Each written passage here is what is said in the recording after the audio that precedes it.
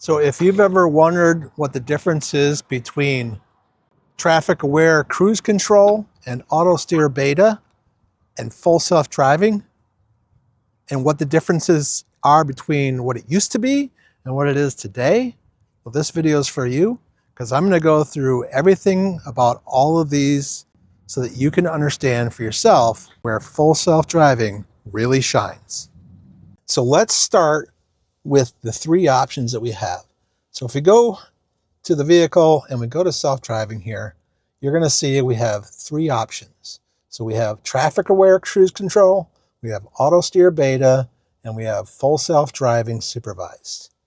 Okay, so we're going to try out traffic aware cruise control first. So again, it basically will maintain a set driving speed. However, it will not steer for us. We still need to be in control of the steering wheel. And so to engage it, we basically need to press the right wheel, and that will start the cruise control. And then if I press the right wheel again, it will disengage cruise control. So let's go ahead and try this out. So we're going to put it in reverse, and we have to manually drive because we're not really using full self-driving. We are just using cruise control at this point. So, but it will still like auto change from park to, or not park, but auto change from reverse to drive and drive to reverse and things like that if you have that setting on in the settings. So we're going to go ahead and get out on the highway here. So we're fully in control. The only thing that the car is going to do for us at this point is it's going to maintain cruising speeds for us. So let's go ahead and press it once, and now it's going. And you can see it's going to go 62. I can dial that down to 55. It does not maintain the lanes. So like if I go that way, it will start vibrating to let you know that you're going off the road. Or if I go to the left here, it will let me know as well that I'm swerving out of the lane. So it's not going to maintain the lanes. That's why they're gray here. But it will maintain the speed for you. So now if I push on the right, to the right on the wheel, it will adjust my following distance to 2 car lengths or whatever. I think that's what it's going to mean. And if I go to the left, it will be 3, 4, 5, 6, and 7. So the greatest distance, or 2 would be the minimal distance. Let's see. Now I can still accelerate if I want to go faster. And I can, but if I tap on the brake, it's going to disengage the cruise control for me. So again, I push in on the wheel and it's going to start using cruise control, and immediately it's going to try to get me up to 73 because that's what it was set to. And I'm going to dial that down to 70, and it will set the cruise control based on the current speed limit as well. So it's 70 here. But again, it's not going to maintain the lanes. It's only going to maintain the speed for you. Again, we have to drive. We have to steer the vehicle. If we put a blinker on now and we get to the left lane, now you don't get the vibration. But if you don't have the blinker on, it's going to vibrate the steering wheel so that you know that you're like going over a line and that you should be aware of that. So when I turn the blinker on, I can get over a lane and it works just fine. Okay, next we're going to try out from self-driving, we're going to try the auto steer beta. So we're going to use the wheel to activate. We're going to adjust following distance and change and set speed. Now, what's interesting is these options were also a part of the other feature that we just looked at for traffic aware cruise control. The difference is this was now it's going to actually steer us, but it's also going to try to stop and start going on green and red lights. So let's just see how that works. And you can auto steer activation with single click or double click. So if we do double click, we'll try that out. So single click is what we were just doing to get it started, but let's go ahead and give this a shot. So again, we are in control of the driving. And so full self-driving would normally be something you could start right away. But with this stuff, you're pretty much just going to use this on highways and interstates. You're not going to use this when you're driving around town. So let's go ahead and give it a shot. So it says it can go 70 right now. So we're going to push the button once, and that's going to start cruise control. And if we had set it to a single click, that would have automatically started the auto steering as well. So let's see how this works. I'm going to get up to speed. We still have to we have to steer because we didn't double click yet. All right, so now we're going to double click, and now you can see the two blue lines come on, and now it will auto steer and it will maintain cruising distance with the wheel. Again, you can push left or right, or you can dial up and dial down the speed however you want. So that's how the Autosteer beta works. Now, my understanding is Autosteer beta is not going to come with a new vehicle today automatically. That is only something that you can get when you purchase the full self-driving subscription, or if you purchased full self-driving outright in the past. So now we don't have to steer. I'm curious though, do I have to keep my hands on the steering wheel? So we're going to find out. So let's let it go for a while and just see how it does. I'm going to dial the speed down a little bit to like 72 and just see how this works.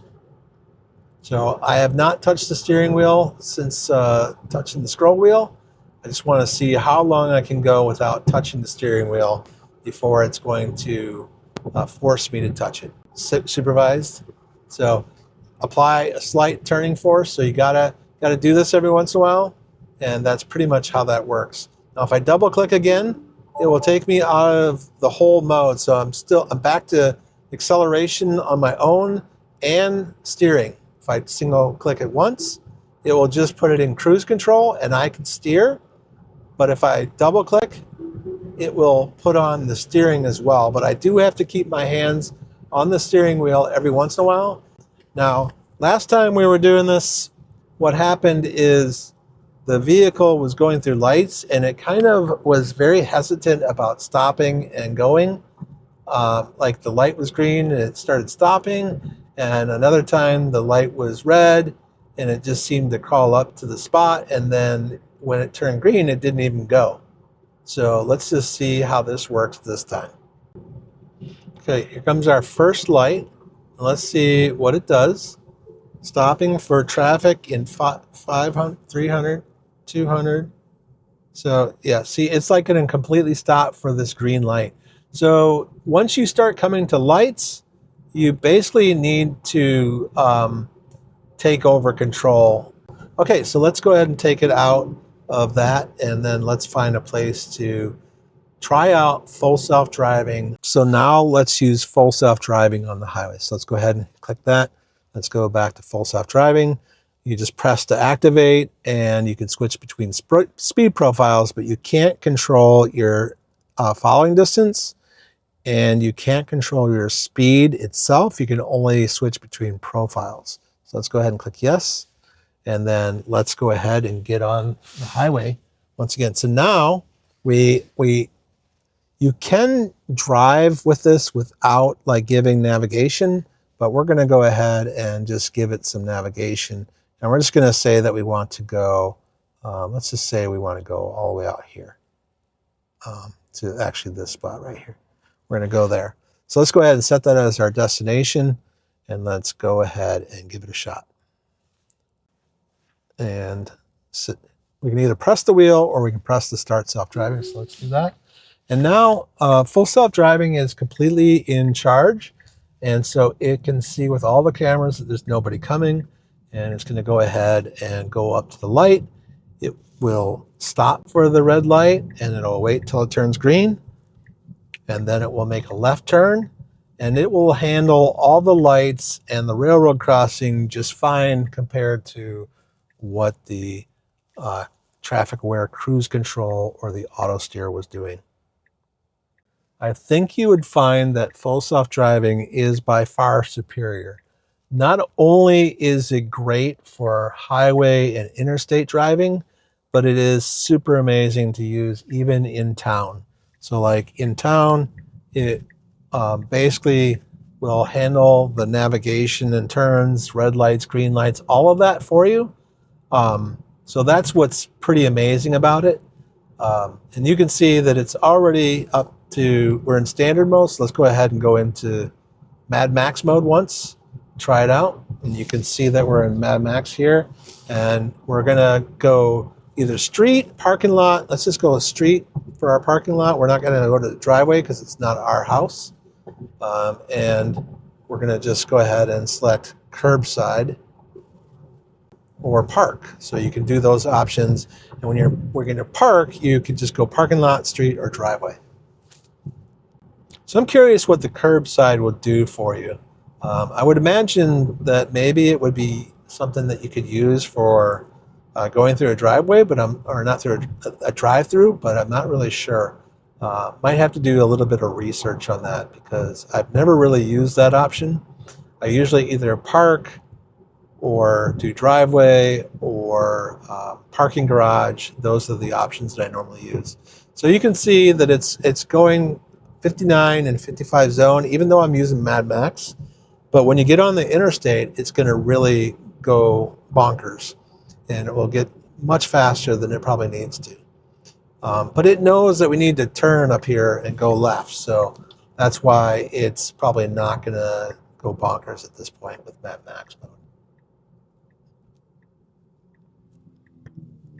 Okay, so here we are. We're gonna pull up and let's just see where it takes us. Because we just said to go here. We didn't say where to go here, but yeah, so that's pretty much how full self-drive. I just disengaged because I didn't really care where I was gonna go next. But that is how full self-driving works. So let's set one final destination. We're gonna go home and we're gonna hit start. And it starts self-driving, and away we go again, and we're off to home, or as close to home as we can get. So again, we're just going to use full self-driving here to get us back. We're in Mad Max mode. Now it's going 64, 65, 66 into 55, 67. We're going to dial that down to hurry, and let's see if it drops any. Drop it down to standard, and you can see it's kind of coming down. And drop it down to chill, and it really starts to come down. So chill will drastically affect the speed for sure. So let's go ahead and go back into standard. And if you use the right wheel and you push it to the right or left, it's just basically going to change your speed profile again. So full self-driving stops for lights, stops for stop signs, goes on green lights, will automatically make turns, it'll do off-ramps, on-ramps, it will park, it will reverse into a park, it'll even pull forward into a parking lot spot. And it has a feature called summon. So summon allows you to basically have the car come to you from a parking lot spot to wherever you are in the parking lot. So basically, if you're in the store and you come out and it's raining, you can summon the car to come to you. Now, another couple things that it does is you can use the summon option, but just have it like to make your car move forward or backwards a little bit. So like some people may have used it to pull their car into a garage. Maybe it's just tight and they want to just be able to get out of the car and then move it into the garage. I don't know if that's a thing, but that could be what you could use it for. I used it the other day just to move a car forward so I didn't have to get in and adjust the seats and all that. Now, because we're using full self-driving right now, you can see that it's slowed down because the speed limit just changed to 45. And now we're going to make a right turn, and it's automatically getting over. It's automatically turning the turn signals on, and it's going to go through this green light without stopping. Well, maybe it'll stop now because it just turned yellow, but nope, it's not because it's still yellow. So just like that, full self-driving is taking us down this road, and it sees the speed limit's 30, it's going 30, and that's basically how full self-driving works. So I hope you liked this video on all of the full self-driving capabilities. And if you did, please comment, like, and subscribe. And if you are looking to buy a Tesla, you can go to qcteslaguy.com and you can click the button at the top of the page that says referral, and that will get you 3 free months of full self-driving. So you can use mine or you can use anybody else's. It doesn't really matter to me, but I would appreciate it if you use mine. And so if you haven't seen my other videos on using the Tesla maps and navigation, click here. And if you haven't seen my video on using Grok AI and navigation, click here. So as I always say in my videos, use technology to drive safe so that you can live life.